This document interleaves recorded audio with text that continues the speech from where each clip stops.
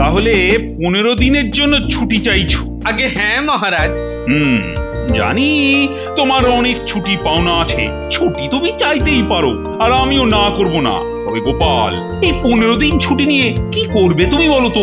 মহারাজ ভাবছি একটু পিসির বাড়ি যাব। হ্যাঁ, পিসির বাড়ি? হ্যাঁ মহারাজ, পিসির বয়স হয়েছে, আজ আছে কাল নেই, তাই ভাবছি একবার দেখেই আসি। ঠিক আছে, যাও, তবে ওই ঠিক 15 দিন। তুমি তো আবার কোথাও গেলে সেখানে আঠার মতো আটকে যাও, আসবার নামটি অব্দি করো না। এবার তা হবে না মহারাজ, আপনি দেখে নেবেন। কি ব্যাপার মন্ত্রী, তোমার আবার এই সাত সকালে উদয় কেন? মহারাজ ছুটি চাই। ব্যাস, এসে গেল আমার জন্মশত্রু। আমি যেহেতু ছুটি চাইছি, অমনি ওনাকেও ছুটি দিতে হবে। ছুটি? না না না না না, সেটা এখন কি করে হবে? গোপাল 15 দিনের জন্য ছুটি নিচ্ছে।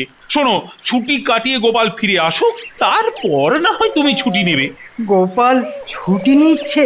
তাহলে তো সোনায় সোহাগা, মনের সুখে নিজের ফন্দি আঁটা যাবে। কিন্তু আমার যে ছুটির বড় দরকার মহারাজ। কেন কেন? আমার শাশুড়ি মায়ের যে এখন তখন অবস্থা। সে কি?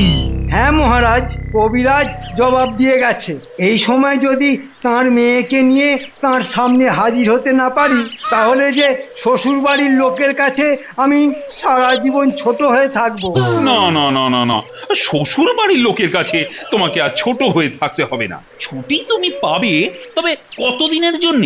সেটা তো ঠিক বলতে পারছি না মহারাজ, জমে মানুষে লড়াই বলে কথা। তবে কথা দিচ্ছি, জম বা মানুষ যেই হারুক না কেন, লড়াই মিটে গেলেই চলে আসবো। ঠিক আছে, যাও। মহারাজের অশেষ কৃপা।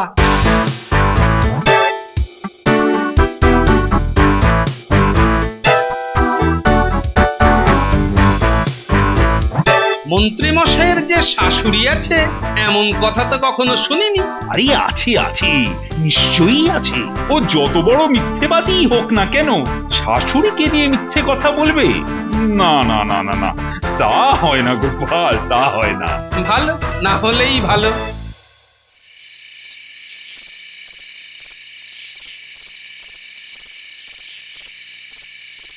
শোন, যার জন্যে তোদের রাজ্যের সীমানার বাইরে এই ভাঙা মন্দিরে ডেকে পাঠিয়েছি। ব্যাপার খুব গম্ভীর মনে হচ্ছে। খুব গম্ভীর। শোন, বন্দি করে ওই বেটা কৃষ্ণচন্দ্রের হাত থেকে রাজ্যটা আমি কেড়ে নেব, আর একবার আমি রাজা হয়ে বসলে তোদের একজনকে করে দেবো মন্ত্রী, আর একজনকে সেনাপতি। সত্যি? তবে তবে এসব কবে হবে মন্ত্রী মশাই?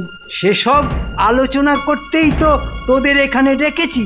তার আগে বলতো, তোরা আমার সাথে থাকতে রাজি কিনা?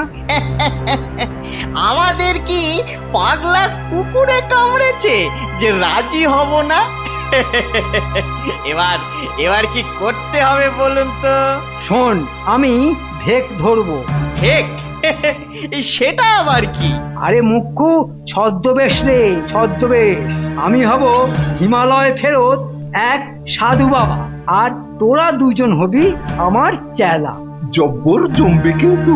সব সময় মনে রাখবি, হিমালয়ের চূড়ায় বরফের ওপর বসে আমি কিন্তু বছরের পর বছর সাধনা করে সিদ্ধি লাভ করেছি। ওরে সাবাস, কি দারুণ গল্প! ফাজলামি ছেড়ে যা বলছি মন দিয়ে শোন। আমি মানুষের ভূত ভবিষ্যৎ সব বলে দিতে পারি। এই বেয়াদপের দল, এতে আবার হাসির কি হলো? আরে, আপনি তো নিজের ভূত ভবিষ্যৎটাই বলতে পারেন না, তা অন্য লোকের ভূত ভবিষ্যৎ বাতলাবেন কি করে? আরে, তোদের এই মন্ত্রী মশাই নয়, কাঁচা বুদ্ধি দিয়ে কোনোদিনই কাঁচা কাজ করে না। তারপর শোন, মন দিয়েই শুনছি, আপনি বলে যান। রাজ্যের শেষ প্রান্তে আমি একটা আখড়া খুলবো, তোরা জান প্রাণ লাগিয়ে শুধু আমার প্রচার করে যাবি। ঠিক আছে, করে যাব। আর প্রচার যদি ঠিকঠাক হয়, তখন দেখবি একদিন এই কৃষ্ণনগরের লোকের মুখে মুখে আমার নাম রটতে থাকবে। শেষে একদিন আমার নাম রাজামশাইয়ের কানে গিয়েও পৌঁছাবে। বুঝতে পেরেছি মহারাজ নিজের ভূত ভবিষ্যৎ জানবার জন্য আপনার কাছে এসে হরতে দিয়ে পড়বেন, তাই তো? ঠিক তাই। তখন এমন ভবিষ্যৎবাণী ছাড়বো না, মহারাজ সোজা আমার হাতে রাজ্য সঁপে দিয়ে দেশত্যাগী হয়ে যাবে। ব্যাস, তখন আর আমায় দেখে কে? হ্যাঁ, এটা বেশ ভালোই ফন্দি এঁটেছেন, কিন্তু একটু পয়সা করি না পেলে ওই প্রচারের কাজে ভালো করে মন বসাতে পারবো না। বুঝতেই তো পারছেন এই যা বাজার পড়েছে। ব্যাস ব্যাস, আর বোঝার দরকার নেই। কাজের কাজ কিছুই শুরু হলো না, কিন্তু আগে ভাগে পয়সা হাতাবার ব্যাপারে দুই মানিক চোর একেবারে উস্তাদ। এই নে, টাকার আওয়াজ শুনতে পাচ্ছিস তো? আহা, আহা, আহা, কি মধুর! মনে হচ্ছে যে থলির মধ্যে জল তরঙ্গ বাজছে। আপনি আর কোনো চিন্তা করবেন না, রাজ্য জুড়ে এমন প্রচার শুরু করব না যে আপনার আখড়ার সামনে একেবারে লাইন লেগে যাবে। তোর মুখের কথা যেন সত্যি হয়। আর হ্যাঁ শোন, আমার নাম হবে হ্যাঁ, সাধু কৃষ্ণচরণ। না না না না না না না, ওই সাধু কৃষ্ণচরণ নামটা কেমন মেরে মেরে মেরে শোনাচ্ছে। ম্যার মেরে শোনাচ্ছে? তাহলে কি নাম দেওয়া যায়? আপনার নাম হবে স্বামী কৃষ্ণচরণ। বাহ বাহ বাহ বাহ বাহ, বড় ভালো নাম দিয়েছিস রে, বড় ভালো নাম, বড় ভালো নাম।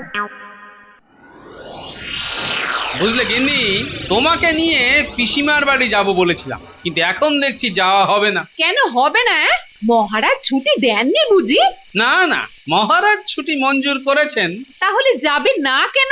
আসলে শাশুড়ির এখন তখন অবস্থা দেখিয়ে মন্ত্রীও বেশ কয়েকদিনের জন্য ছুটি নিয়েছে, কিন্তু মন্ত্রীর শাশুড়ি জীবিত আছে বলে আমার তো মনে হয় না। আচ্ছা আচ্ছা আচ্ছা, মন্ত্রী শাশুড়ি বেঁচে আছে কি মরে গেছে তাতে তোমার কি? যদি বেঁচে থাকে তাহলে তো ল্যাটা চুকেই গেল, কিন্তু যদি না থাকে তাহলে এই কদিন মন্ত্রী কেন ছুটি নিল সেটা আমায় খুঁজে বার করতে হবে। তাতে তোমার লাভ? আমার লাভ নয় গিন্নি, লাভ লোকসান এই কৃষ্ণনগরে বলা তো যায় না। ওই ষড়যন্ত্রী মন্ত্রী কখন কি পেঁচ কষে। তাহলে ছুটি নিয়ে বাড়ি বসে থাকবে? থাকবো থাকবো, তবে আত্মগোপন কর, মন্ত্রী বেটা যেন জানতে না পারে যে আমি বাড়িতেই আছি। শুনুন বাবারা, শুনুন মায়েরা, নিজেদের ভূত ভবিষ্যৎ যদি জানতে চান তাহলে চলে আসুন স্বামী কৃষ্ণচরণের আখড়ায়। স্বামীজি মাত্র কয়েকটা দিন এখানে অবস্থান করবেন। তাই অযথা দেরি না করে তাড়াতাড়ি চলে আসুন। বাবার কাছ থেকে ভবিষ্যৎ জেনে নিয়ে নিজের ভাগ্যকে পুড়ে ফেলুন ওই শাড়ির আঁচলে কিংবা পাঞ্জাবির বুক পকেটে। আসুন আসুন আসুন, তাড়াতাড়ি চলে আসুন আসুন। এ সুযোগ হারাবেন না, হারাবেন না, হারাবেন না, হারাবেন না। এই সাধু বাবাকে দেখতে যাবি? চল তাহলে।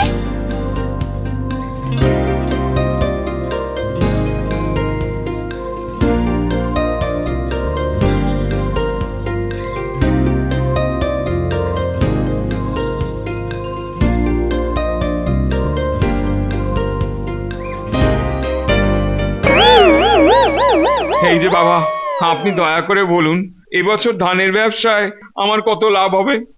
আয় আয় দেখি বাবা, আমার কাছে আয়। আমি হলাম সাধু স্বামী কৃষ্ণচরণ। আমি তোর মাথা ছুঁয়ে বলে দিচ্ছি তোর ব্যবসায় লাভ হবে নাকি লোকসান হবে। ভবিষ্যতং দেখেন পাচ্ছিনাং কেন, এই তং পেয়েছেন ভয় নেই রে বাবা, ভয় নেই। ভাগ্য তোর সাথে আছে, তুই একদম ভয় পাসনি। তুই ধানের ব্যবসা কর, অগাধ সম্পত্তির মালিক হবি। বাবা বাবা বাবা বাবা, কি যে আনন্দ হচ্ছে না আমার। কিন্তু কিন্তু আগের জ্যোতিষীটি যে বলল আমার ভাগ্যে কোনো লাভের চিহ্নই নেই। আরে ওরা তো সব ভেজাল সাধু। আমি হিমালয় ফেরত সাধু স্বামী কৃষ্ণচরণ। আমার গণনা অব্যর্থ। আমার গণনাতেই তো ওই কৃষ্ণ মানে তোদের রাজা কৃষ্ণচন্দ্র রাজ্য পেল। আবার আমার কথা শুনল না বলেই তো সিরাজ বেটা ইংরেজদের সাথে খামোকা বিবাদে জড়িয়ে পড়েছে। মুর্শিদাবাদের নবাবেরও ভাগ্য গণনা করেছেন আপনি? ওরে ভগবান শ্রীকৃষ্ণের দর্শন পেয়ে সিদ্ধি লাভ করেছি রে। দেবাদিদেব মহাদেবের সঙ্গে কত রাত যে হিমালয়ের চূড়ায় বসে আড্ডা দিয়েছি। জয় গুরুদেবের জয়। জয় গুরুদেবের জয়। আরে শুধু গুরুদেবের জয় নয় রে, বল জয় শ্রী রাধা কৃষ্ণের জয়। সবই যে তাদের অপার লীলা। জয় শ্রী রাধা কৃষ্ণের জয়। জয় শ্রী রাধা কৃষ্ণের জয়।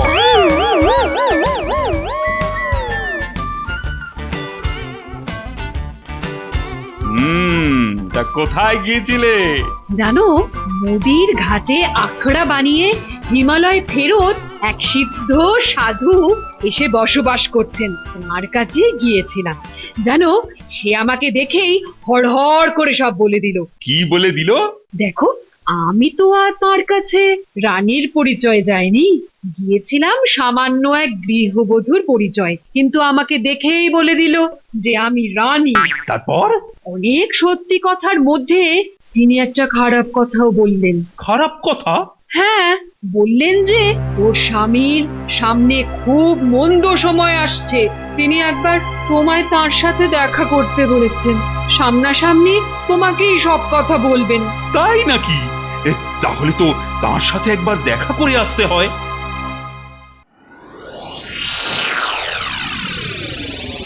বৎসরা, প্রচার ঠিকঠাক হচ্ছে তো? প্রচারে কোনো ঘাটতি নেই প্রভু। আজ রানী এলো বটে, কিন্তু রাজা তো এখনো এলো না। আরে আসবে আসবে, যা ওষুধ পড়েছে না, দেখবেন দেখবেন ওই সুসুর সুসুর করে ঠিক আসবে প্রভু।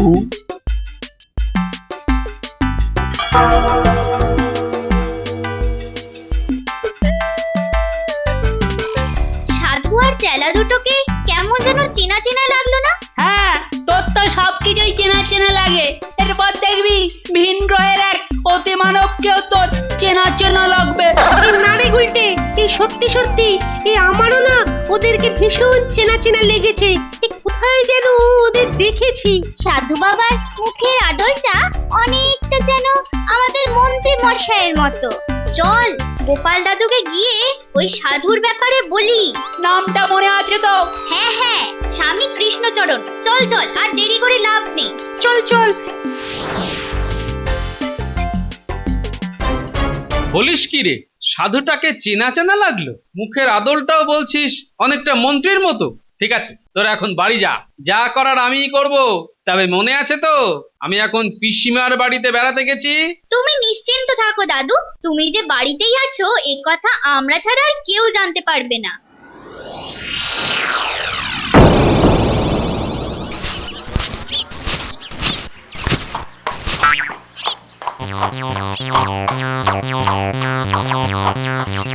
মহারাজের কানে তাহলে খবরটা চলে গেছে দেখছি। মহাশয় কোথা থেকে আসছেন? স্বামীজি কি ভেতরে আছেন? আছেন, ধ্যানে বসেছেন। তবে কি আমি পরে আসবো? না না, আর তো মানুষের কল্যাণের জন্য তিনি এই ধরাধামে অবতীর্ণ হয়েছেন। তাই আপনাদের জন্য তার ওই দ্বার সদা সর্বদা খোলা আছে। আসুন আসুন, আমার সঙ্গে আসুন। সাধু বাবা, গুরুদেব। এলি রে কৃষ্ণ নাকি? আহ, আমি তো নিজের পরিচয় দিইনি, তবুও আপনি আমায় চিনতে পারলেন কি করে? পাগল ওরে, এসব বহুদিনের যোগ সাধনার ফল। তুই কে, তুই কি করিস, তোর বংশ পরিচয় কি, তা সব আমি গড় গড় করে বলে দিতে পারি রে। হ্যাঁ, তাহলে স্বামীজি আমার একটা প্রশ্নের উত্তর দিতে হবে। বল বল বৎস বল, আমি অবশ্যই চেষ্টা করব তোর মনোবাঞ্ছা পূর্ণ করতে। আগে বাবা, আমার সাধের রাজ্য, আমার নামের রাজ্য কৃষ্ণনগরের কোনোদিন কোনো ক্ষতি হবে না তো?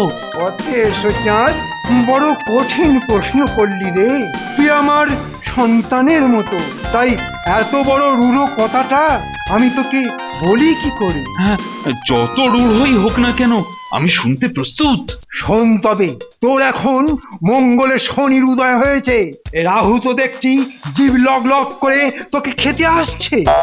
মানে ভীষণ ভীষণ খারাপ সময় আসছে তোর। সে কি? 3 দিন, আগামী 3 দিনের মধ্যে তোর রাজবাড়ির মাথায় আচমকা বাজ পড়ে সবকিছু জ্বালিয়ে পুড়িয়ে দেবে। গুপ্ত ঘাতকের হাতে খুন হয়ে যাবি তুই। শত্রুপক্ষ তোর রাজ্য কেড়ে নেবে। এর কি কোনো প্রতিকার নেই? থাকবে না কেন রে? তবে সে বড় কঠিন। আমার রাজ্যের মঙ্গলের জন্য আমি সব কিছু করতে রাজি। তাহলে যোগ্য কারোর হাতে রাজ্যের ভার তুলে দিয়ে 3 বছরের জন্যে দূরে কোথাও চলে যা। তাই যাব স্বামীজি, শুধু শুধু গোপালকে আসতে দিন। আহা, আবার এর মধ্যে গোপাল আসছে কেন? কারণ আমার পর ওকেই আমি যোগ্য বলে মনে করি। তোমার মনে করা ঘেঁচু। ওরে, তোর রাজ্যে তোর পরে একমাত্র যোগ্য ব্যক্তি হচ্ছে তোর মন্ত্রী। মন্ত্রী? ওরে পাগল, গোপাল তোর চোখে ঠুলি পরিয়ে রেখেছে রে। ওই ঠুলি খুলে ফেলে খালি চোখে তাকা, তবেই দেখতে পাবি তোর মন্ত্রীর গুণপনা। একটা মন্ত্রী এখন সাধু সেজে নিজেই নিজের ওকালতি করছে। হ্যাঁ, দাঁড়া, তোমার হচ্ছে। ঠিক আছে, কটা দিন তাহলে ভেবে দেখতে দিন আমায়।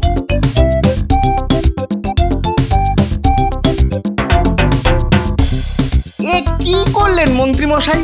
মাত্র 3 বছরের জন্য মহারাজকে দূরে ভাগাবার ব্যবস্থা করলেন। মহারাজ তো তারপর ফিরে আসবে, তখন কি হবে? মুখ্য কথা কাজ।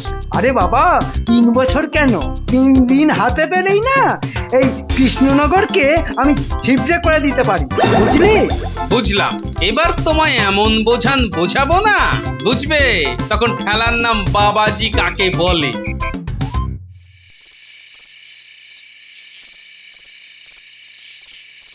কি বলছো কি? স্বামীজির কথায় তুমি এক বস্ত্রে সবকিছু ছেড়ে ছুড়ে গৃহত্যাগী হবে? এছাড়া আর যে কোনো উপায় নেই রানী। আমি যে রাজ্যকে নিজের প্রাণের অপেক্ষাও বেশি ভালোবাসি রানী, তাই চাই না আমার কারণে রাজ্যের কোনো ক্ষতি হোক। তবু একবার রাজ জ্যোতিষী রাজ পণ্ডিতের সঙ্গে আলোচনা করতে পারতে, গোপালের জন্য অপেক্ষা করতে পারতে। আরে আরে, কোথায় পাবো বলো তো গোপালকে? তার পিসির বাড়ির ঠিকানা কি আমি জানি নাকি? সে তো মন্ত্রীর শ্বশুর বাড়ির ঠিকানাও তুমি জানো না। তাতে কিছু যায় আসে না। আমি কাগজে মন্ত্রীর নাম লিখে দিয়ে যাব আমার পরে এই রাজ্যের রাজা হবে মন্ত্রী। তাহলে চলেই যাচ্ছেন মহারাজ? গোপাল, গোপাল তুমি ফিরে এসেছো গোপাল? আমি তো কোথাও যাইনি মহারাজ। আমি জানতাম এমন একটা কিছু ঘটবে। মানে কি বলতে চাইছো তুমি? আমার সাথে একবার আখড়ায় চলুন, তাহলে সব কিছু পরিষ্কার হয়ে যাবে।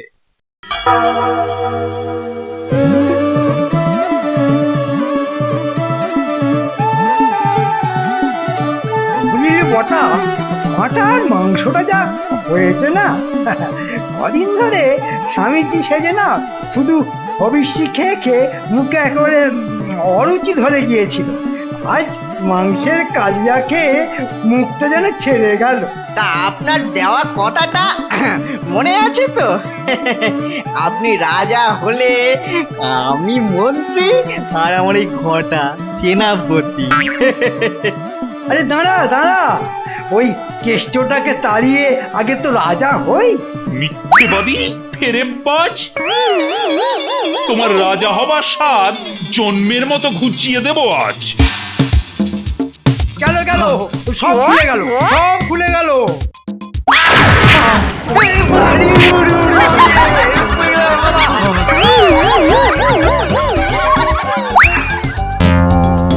মন্ত্রী, তুমি এত বড় শয়তান!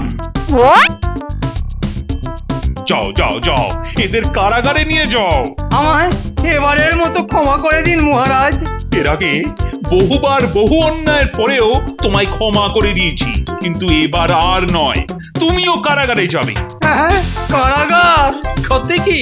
শ্বশুর বাড়ি যাবেন বলে ছুটি নিয়েছিলেন, শ্বশুর বাড়ির বদলে এবার না হয় একটু মামার বাড়ি থেকে ঘুরে আসুন।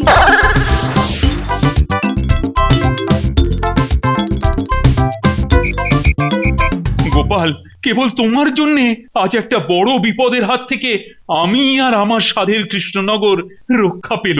এটা শুধু আমার জন্য হয়নি মহারাজ, এটা সম্ভব হয়েছে আমার ছোট্ট বন্ধুদের জন্য। মানে? ওরাই তো আমায় খবরটা দিয়েছিল। তাই নাকি? তা কোথায় তারা, কোথায়? ডাকো ডাকো ওদের। ওরে, তোদের আর আড়ালে থাকতে হবে না, বেরিয়ে আয় বেরিয়ে আয়। গোপাল, তোমাদের জবাব নেই। যেভাবে তোমরা মন্ত্রীকে সায়স্তা করলে তা হয়তো আমি কোনোদিনই পারতাম না। আর এই মন্ত্রী বেটা শয়তানি থামানো সম্ভব হতো না। ধন্য ধন্য গোপাল, তুমি ধন্য। শুধু গোপাল নয় মহারাজ, এই পুঁচকেরাও ধন্য।